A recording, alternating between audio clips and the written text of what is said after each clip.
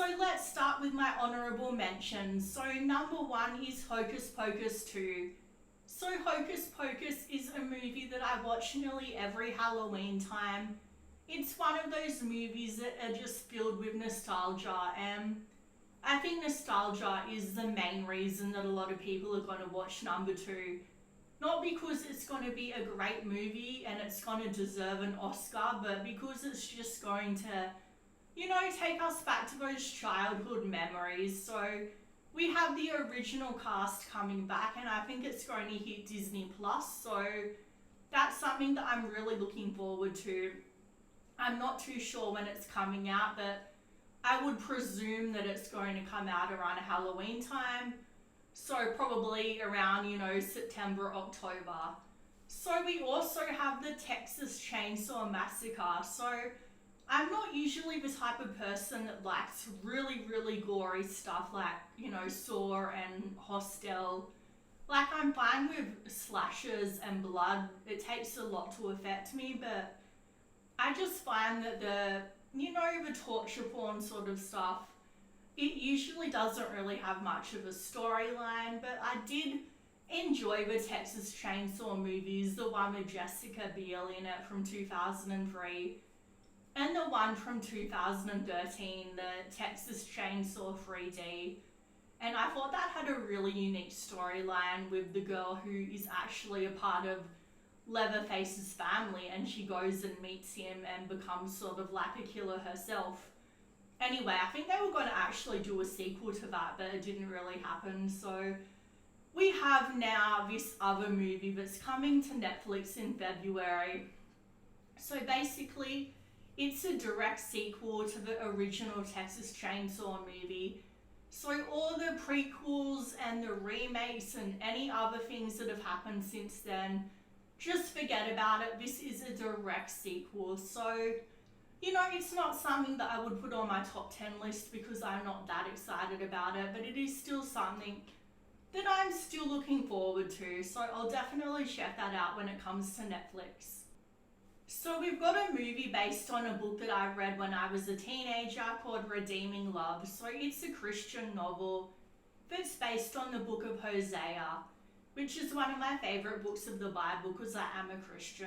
And I've got to warn you, it is a very, very sad story. It's about a child called Angel who gets sold into prostitution as a child, and her just growing up and dealing with all the trauma that she's gone through and learning to love herself and accepting the love of the guy that's playing sort of Hosea, I guess. So it's been a long time since I've read it, but I remember I was crying when I was reading it, and it takes a lot to make me cry in a movie. Basically, you have to have a dog die or something. So anyway, they've made that into a movie, so it's not something that I'm excited for because the story is so sad, but it's something that I'll definitely watch. So we've also got Elvis.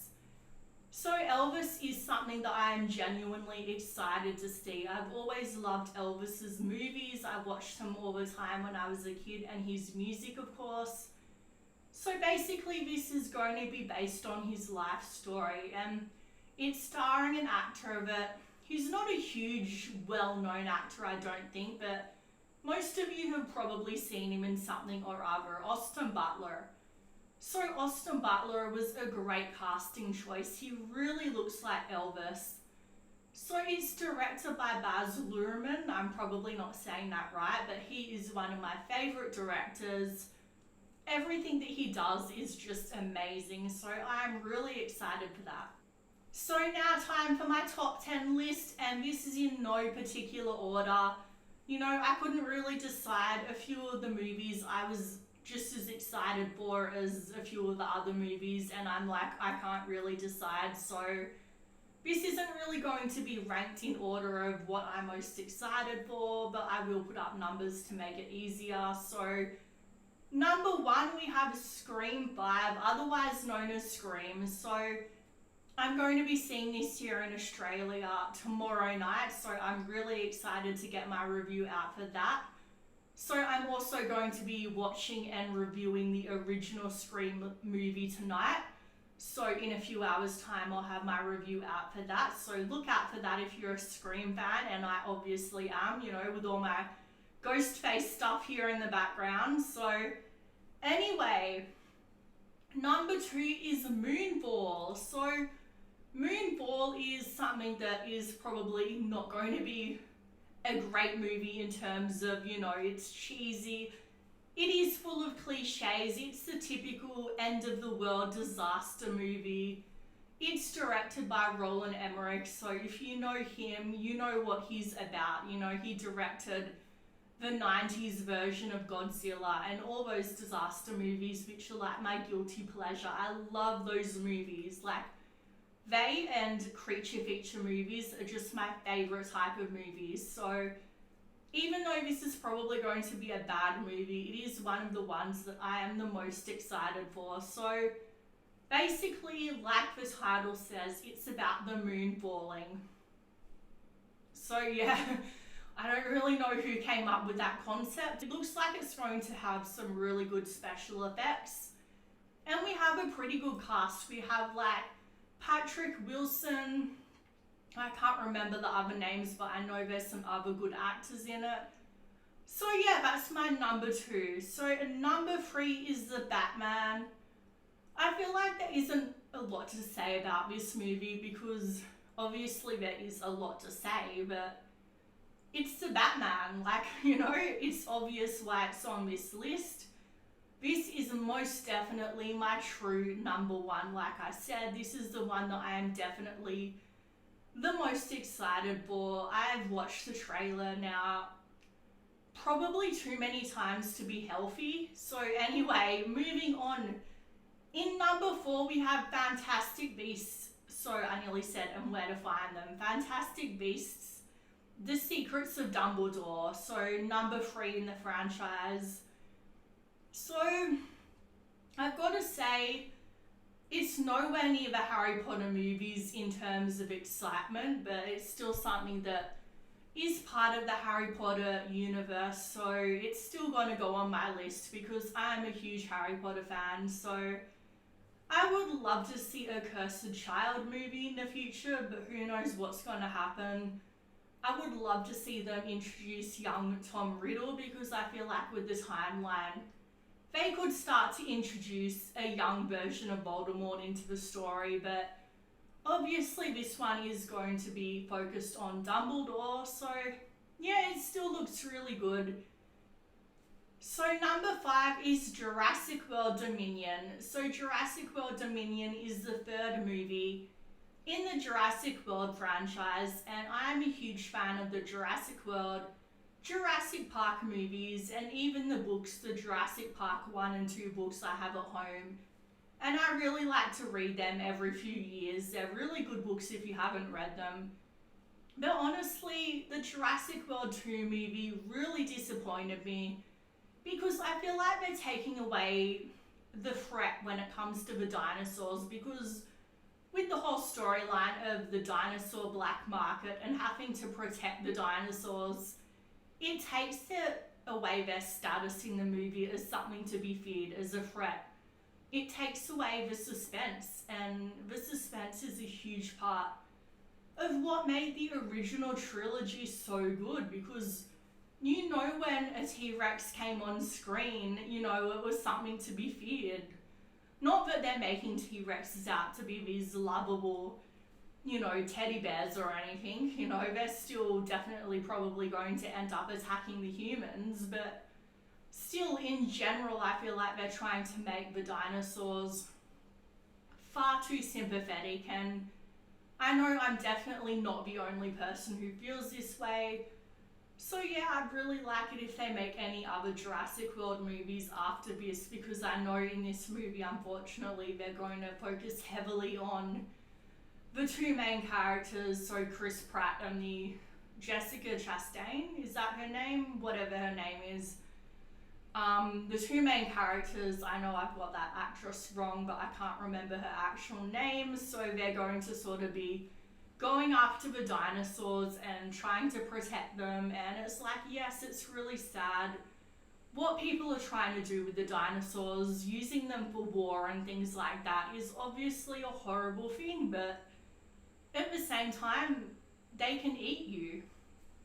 You know, they can literally wipe out humanity, so it's sort of like, I don't know. I'm just not really on board with what they're doing with the franchise, and I really hope they turn it around if they make another Jurassic World movie. So number 6 is Don't Worry Darling. So this is starring Harry Styles. It's directed by Olivia Wilde. It's her second movie that she's directed.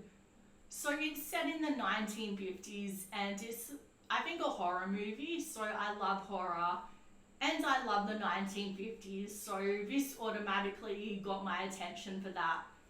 So there's not too much news about what it's actually about. Basically, I think it's like, what's that movie, Truman, I think, starring Jim Carrey, about that guy that was set in the artificial sort of town where everything was sort of fake. I think it's going to be sort of like that. It's going to be sort of this experimental community trying to make like a perfect environment. You know, it's going to be probably about how the horrors of the 50s, how everything was trying to be so perfect, but there was a lot of things wrong with that time. So I'm guessing they're sort of going to go in that direction. So it's going to be the young couple moves into that sort of experimental town. So obviously Harry Styles will be the husband. So yeah, I'm really excited for that. So number 7 is The Orphan First Kill. So The Orphan is a horror movie that came out some time ago about this young woman who looks like a little girl. So she has like dwarfism, I think it's called. So when she puts on some prosthetics and makeup, she can pass as a little girl, and she gets adopted by this family. And she's this psychopathic murderer, and obviously things go bad. So this is a movie that's going to be like a prequel to that movie that came out. So yeah, I'm really excited about that. If you haven't seen it, I highly recommend that you go see it. So that's number 7, and number 8 is The Northman. So The Northman is starring Alexander Skarsgård, and it's called A Viking Revenge Story. So I've always found like Norse mythology, you know, the whole Viking era, really fascinating. And I think there could not be a more perfect person to play a Viking prince than Alexander Skarsgård. So a Viking prince, I think his family gets killed and he goes after the people that kill them. And it was going to also have his brother Bill Skarsgård, but due to scheduling he had to drop out. So that's a pity because I'm a huge fan of Bill. But anyway, it still looks like it's going to be a really good movie. So anyway, number 9 is Dark Harvest. So another horror movie. As you can tell, I really like scary movies. So this is going to come out around Halloween time. So it's set in this Midwestern town in America where there's this local like monster called October Boy. Yeah, I don't know whoever thought of that name, but anyway, so it's based on a novel. And October Boy sort of like terrorizes the town every year, and there has to be like one kid who tries to fight him. I don't know, like the Hunger Games, or I don't know. I really want to read the book so I can sort of get an idea of what I'm getting into, but I love Halloween and I think it sounds like it's going to be a really interesting movie, so we'll just have to wait and see. But number 10 is, I think it's called The Requiem. I don't know if I'm saying that right.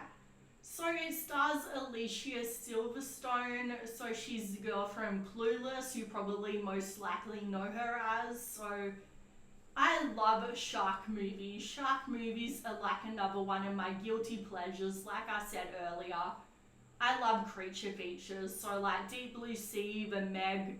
I can't wait for The Meg 2 to come out. Hopefully that's still coming out. So yeah, basically this looks like it's going to be about a couple that go on vacation in one of those places with the villas that are like right on top of the water, and then a storm comes and they get washed out to sea, and there's great white sharks that attack them, and it looks like there's actually a pretty good budget behind this. So yeah, I'm really excited for this. So like I said, this is just my personal top 10. So let me know in the comments down below what your favourite ones of this year are going to be, what you're most looking forward to. And please subscribe if you want to see more from me, or just give this video a like, it really helps me out. Thanks guys.